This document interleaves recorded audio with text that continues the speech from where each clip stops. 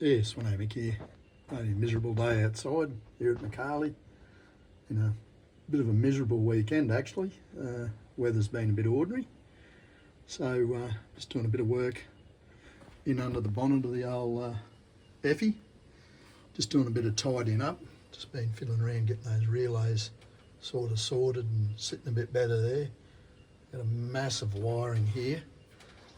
I suppose it's all related to something, but yeah, so just been doing a bit of WD-40ing.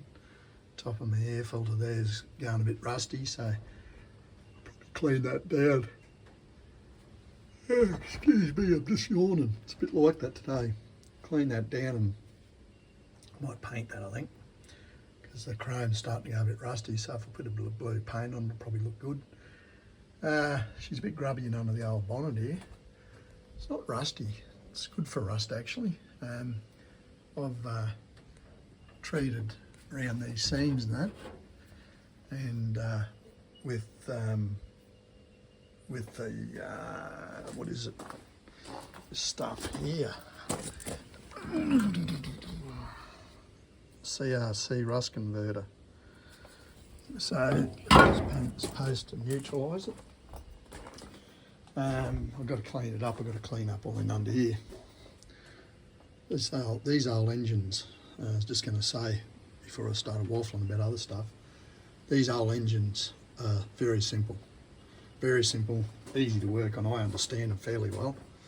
This engine here still just has the original exhaust manifolds. It's got a 600 vacuum secondary carby on it, set up by the late George Wegener, and also the Bosch factory distributor set up by George Wegener, already graphed and set up to run on modern fuels, which aren't as good as the old fuels as far as it goes in these older style engines. But once all this is set up, she all runs fine. To the point I'm thinking of even making a catalytic converter on it. But that'll be down the track. So yeah, just simplicity, easy to work on. This thing here is not detailed up at all. Looks pretty crappy at the moment. This hasn't actually been cleaned since I've got it in here. But everything works fine on it. Everything works really well. I do all my work on this pretty well all myself. There's not much I don't touch that I'm pretty confident in doing, just on these older style things. This still has the standard, it's got a spread bore inlet manifold, which isn't as good as the square bore apparently, but that's what it's got. And the engine itself, for standard engines, been rebuilt, but runs actually beautifully, runs really good. Performs in a heavy vehicle, maybe because of the low gearing, but it amazes me how it pulls. So that does probably relate to low gearing. Pulls as hard as, like, just off the throttle. In like I say, a heavy vehicle, I want to weigh it one day, but this old vehicle, there's a lot of galvanised panels on it. I don't know if that's standard, but all this here, all that, it's galvanising under this. The whole thing's just got no rust in it. There's tiny little bits of rust in parts of it in the vehicle itself, but all in all, for a vehicle as old as it is, it's actually in good shape. She's not all rusted out in here. Likes of this here, it's not rust, it's just paint worn through, and the gutters are all good. See a lot of them with rust in here. It's good for that. The only rust in it that I could see is down the back here, which I've treated all. And like all this here, the paint's peeled off, but I treated it all with that rust spray and neutraliser. But no, it's a good old vehicle, and I actually quite like working on it. A lot of people, I reckon, mechanics don't like working on them, I suppose, because they're like a little truck. But for me, it's fine to work on. Everything's plenty of room.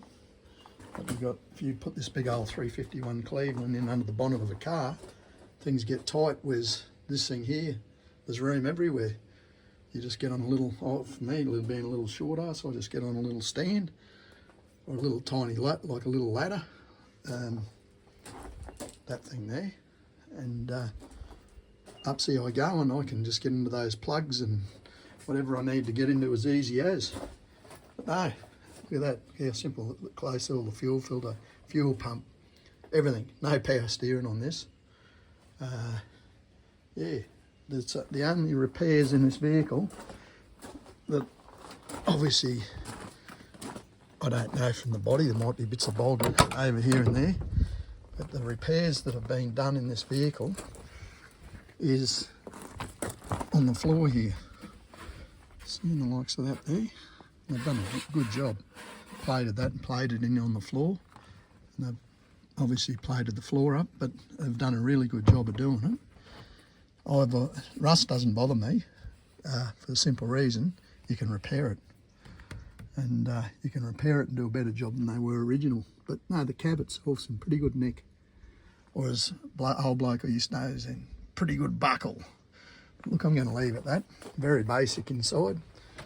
To carry a set of jumper leads around just in case. Seat's in good nick. I've just got a Australian made seat cover. Carly got it for me for my birthday. And yeah, she's good all good in the hood. That needs a good clean. But yeah, these are good old things. Well, it's good and basic. Look, probably a lot of people don't like them because they're too agricultural. But out living in the bush, it's probably easier for me to get this going than nearly anything I own if you've got trouble. And they're not dear to fix. And they're heavily made. But look, I'm going to leave it at that, really. There's not much to talk to about it. This was Next Transport Department RTA in New South Wales vehicle.